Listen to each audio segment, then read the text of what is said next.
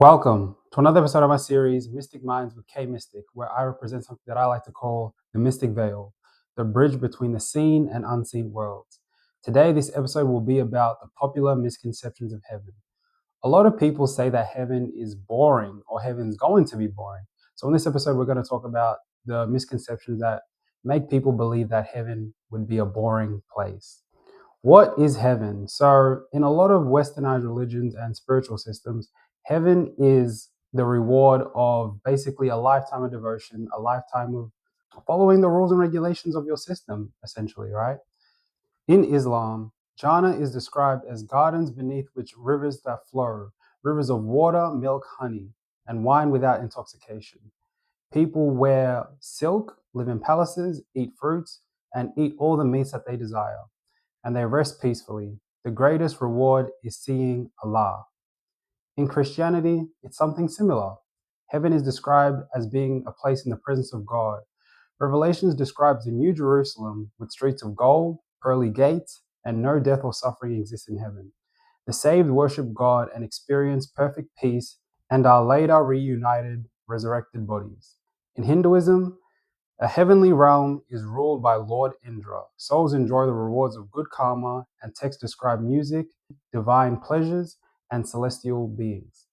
In Tibetan Buddhism, Sukhavati is the pure land of the Amitabha Buddha, described as a realm with jewel trees, lotus ponds, and radiant light. Beings hear constant teachings of the Dharma and live free of suffering while progressing towards enlightenment. Where is heaven commonly said to be? So a lot of people, right, say that heaven is above the sky or heaven is in the clouds. You know, a lot of atheists or nihilists, they like to tell people, so what are you going to do? Pray to Sky Daddy, right? They say that heaven is above the sky. People described as heaven is laid above the earth, that the gods live in the sky or heavens. You know, a lot of pop culture, mythology, fiction show that gods live in the sky, right, in the clouds.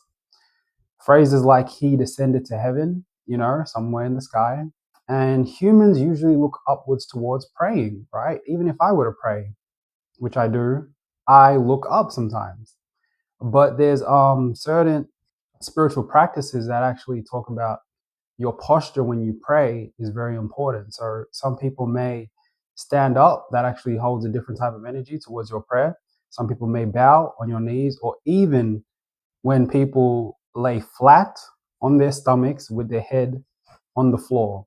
All of these emit different spiritual energies towards your prayer, but commonly people look up. Another dimension, or the spirit realm. People say that heaven exists beyond the third dimension, in the higher worlds or celestial realms. There are stories that all dimensions exist in the same place, stacked on top of each other, vibrating at different frequencies.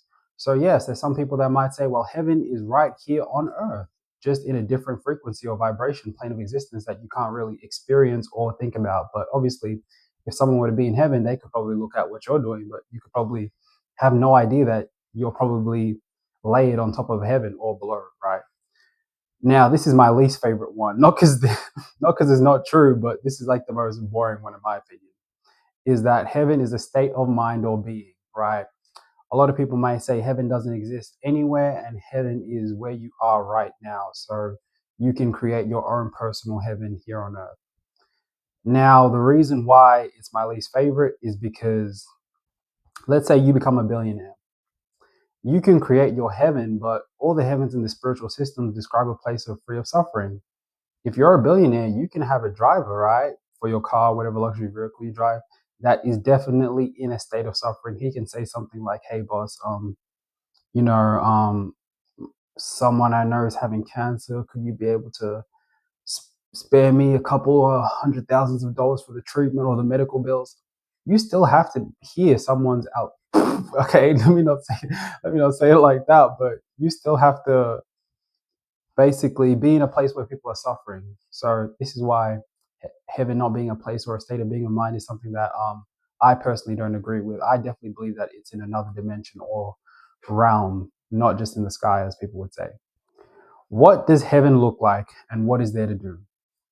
Different cultures described heaven as based on what humans would call rare or valuable. So this is the issue why people say that heaven would be boring, right? Because heaven is usually described in things that appeal to human taste or what humans would imagine paradise to be like. In Judaism and Islam, heaven is described as a garden with flowing rivers and endless fruits, with palaces and golden cities, eternal worship, singing, praising to God without any end. So, this is why people call heaven boring. Some people could care less about golden cities. Some people could care less about basically having a church 24/7. So that's why people say it's boring. My opinion isn't that heaven's boring. I'm just giving the bridge between the seen and unseen world in my interpretation. Here are more reasons why people would call heaven boring. Immortality. Some people think that if time lasts forever, things will lose meaning and that things could get definitely repetitive, or people would just get tired of being somewhere forever and ever, right? So if you only describe to someone a golden city, eating fruit, praying and worshiping, gardens, people are going to say, oh, well, I'm going to get bored of that, right? Obviously, this is like a human thing to say. Humans understand happiness through contrast. People like joy because they've experienced struggle or difficulty before. Yes, this is very true. A lot of people would consider that being immortal in a place of bliss would be eventually boring. Why? Because people want to work for stuff. It's like the gym. In heaven, if you were born in a celestial body with muscles, and you remember the contrast of being a human being, you might say, well, I used to love going to the gym and working out for my muscles. Now I'm just big and strong every day. There's nothing to really do or work for, right? This is why there's misconceptions of why it would be boring. Status. People wonder what motivates them if everything's going to be already perfect, right? Some people subconsciously enjoy ranking systems on earth: better jobs, better houses, better cars, higher social status. There is also an identity in feeling like they're in the group of good or successful people, right? So a lot of people's moral status on earth and their status in general is based on, their contrast of things that they can see. Broke people, poor people, I'm better than this person, I'm better than that person. It's the separative mindset. My spiritual beliefs is better than them. My religion is better than yours, etc., etc. In a place where everyone is equal or perfect, the hierarchy disappears. Some people think that without status differences or individuality, people might lose their meaning of life. This is sometimes described as ideas that when no one is special, no, this is sometimes described as things like, for example, the guy from Incredibles. When everyone's special, no one is. Some people might subconsciously feel this way, right? Well, if everyone is special, then that means no one is going to be special. Another reason is stimulation. Life on Earth includes concerts, sporting events, chaotic things like drugs, alcohol. People enjoy these type of stuff. These things that make them feel alive, right? Some people imagine heaven to be too calm or perfect, where the absence of struggle or chaos might remove the thrill that they associate with living. This is my opinion on why people would say that heaven's boring, right? There's not enough things to make them try to push to a higher level, to basically push to evolve. When you describe to someone you're going to be holding hands, walking in a garden, etc., etc., some people may not like that. Some people may consider that boring compared to the life they live now.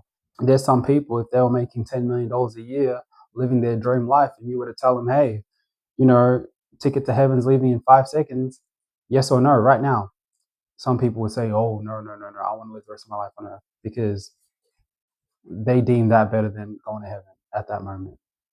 Or, it might be different. Some people might say, oh, well, they're going to miss their family, etc., etc. So, yeah. What heaven looks like in esoteric systems. Souls do not travel to these worlds through space and time. Instead, they reach them through changes of consciousness and refinement in their being, reaching higher levels of perfection. Time and distance do not separate anything or anyone. Communication can happen instantly at your desire and whatever you want and please. Knowledge and creativity expands with no bounds. In spiritual systems and esoteric systems, you don't reach heaven by essentially being bad or being good. You get to heaven by raising of your consciousness. Now, when I say being bad or good, it doesn't mean that means that there's no moral system in heaven, because doing low conscious things is considered bad. So let's say, for example, drill music. You like listening to drill music all day.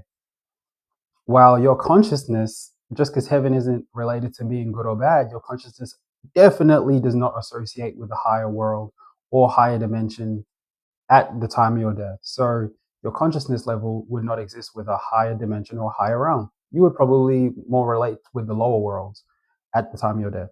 But in esoteric systems, let's say, for example, you do your spiritual practices every single day, you evolve your consciousness through morals and principles, you gain a lot of light, information, knowledge of higher worlds, and you do, like, for example, Dzogchen Buddhist practices, right?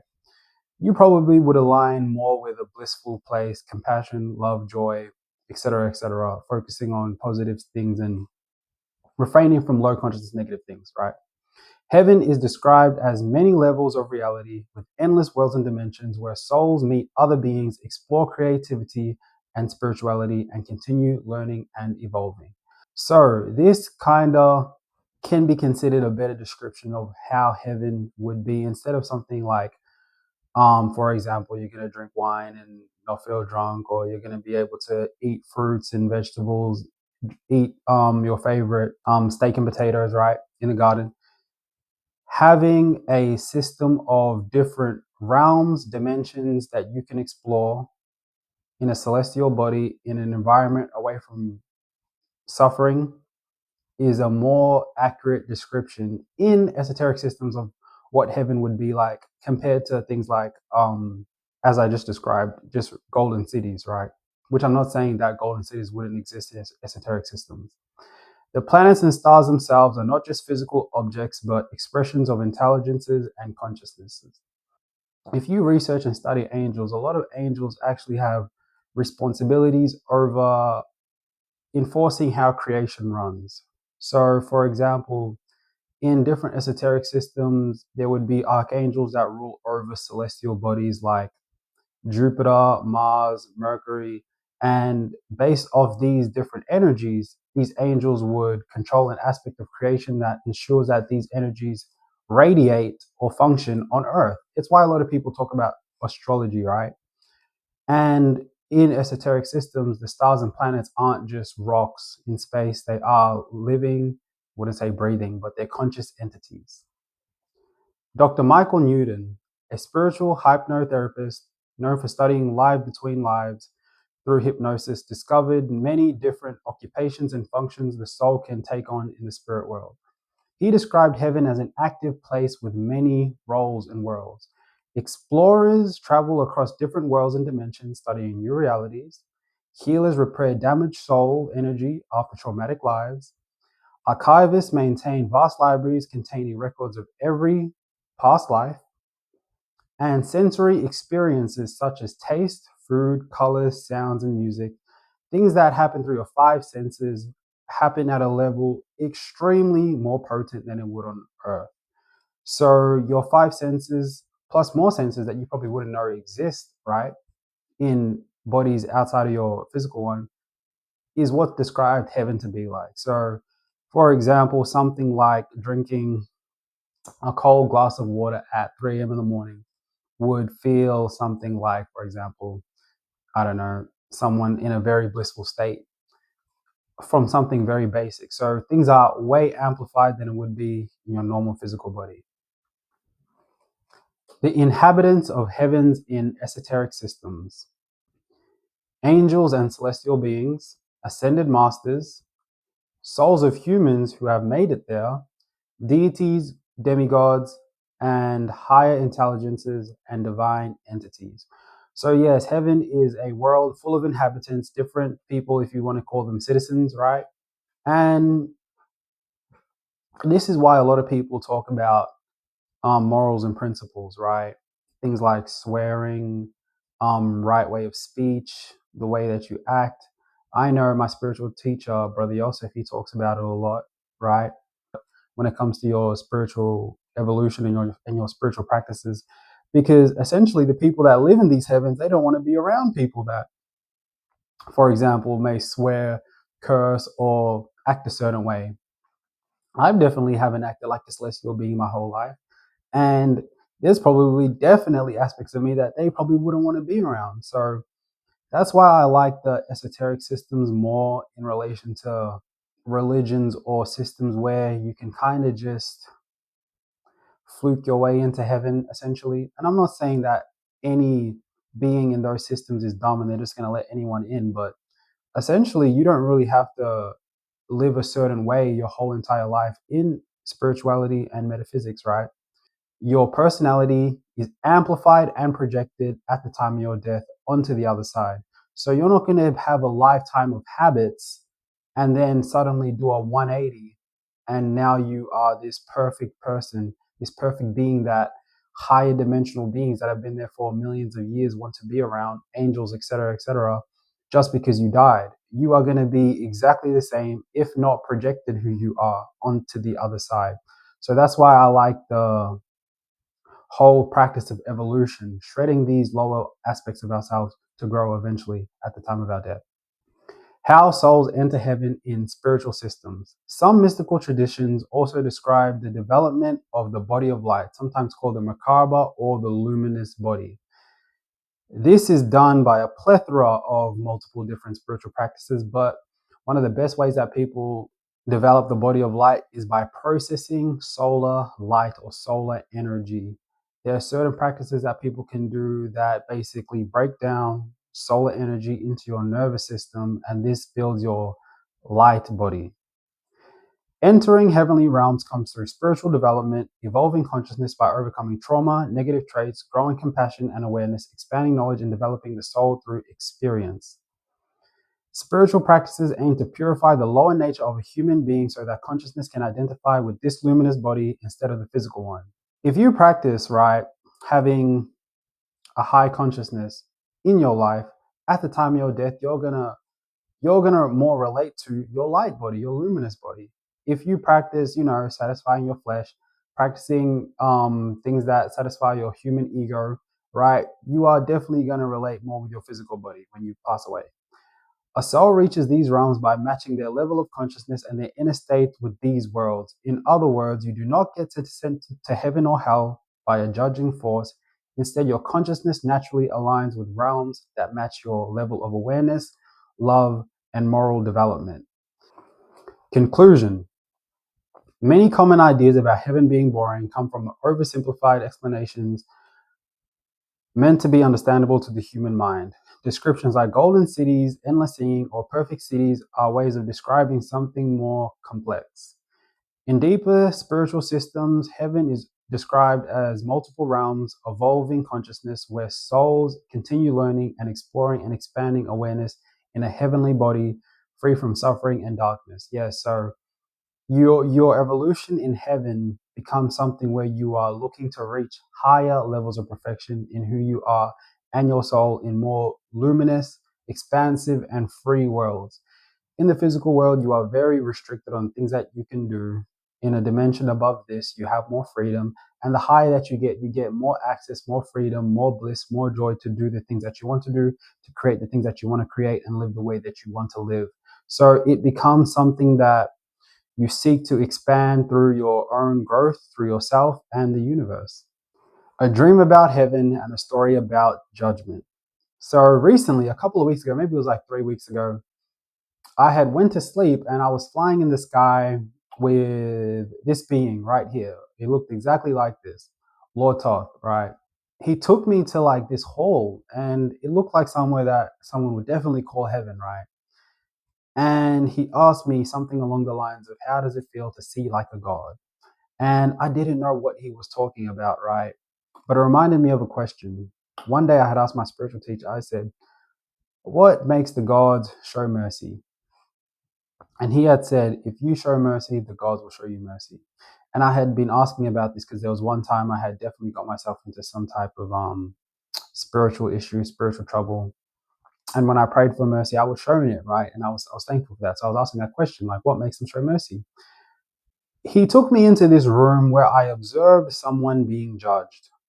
This was a very interesting dream. So it was in a room, and the walls were made out of this, it's funny to say, golden technology. It almost looked like these tectonic plates made of gold plates, right? And they were performing these mathematical questions with his consciousness based on his past life, based on his future actions. You don't ask me how, right? And his good deeds in all his lifetimes. And this mathematical equation was being used for judgment. So this was very funny because it kind of reminded me of show mercy and you will be shown mercy. So if there's many times that you probably had good deeds, or it will come through in your time of judgment. It's not just a tit for tat system. It's like a very complex situation where all of the things, all of your actions, all of your deeds are basically in the framework of this dream are calculated against each other. So it's not just something simple as we would see.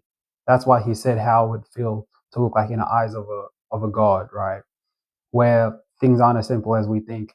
And behind the veil, things are more complex than what we would probably ever understand while we're on the planet. And that concludes another episode of Mystic Minds with K Mystic, the popular misconceptions of heaven.